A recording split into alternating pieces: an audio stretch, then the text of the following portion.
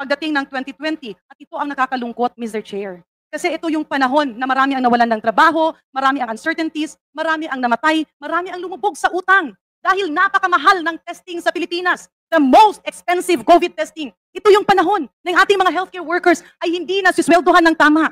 Pero ang Diskaya Group of Companies, ang revenue nila from government, wala sa pribado, ay 13.555 billion, 11.583 billion, and 2021, kung saan lockdown ng lockdown tayo at gumagapang ang maliliit na negosyante, 16.078 billion. In fact, in 2022, which is supposed to be the first pandemic recovery year, Mr. Chair, ito dapat yung tinulungan nating makaahon, makabangon ang maliliit na mga negosyante, kaakibat yung ating mga MSMEs, umakyat ang gross, ang revenue from construction from government ng Diskaya Group to 20.524 billion. 2023, naging 18.621 billion. Mr. Chair, of course, with due courtesy to Mr. Diskaya, siguro they took advantage of a situation. Yung bang gutom ka, andyan yung pagkain, napilitan kang kainin ng buong buo na hindi mo na iniisip ang ibang tao, na hindi mo na iniisip na ikaw ay Pilipino.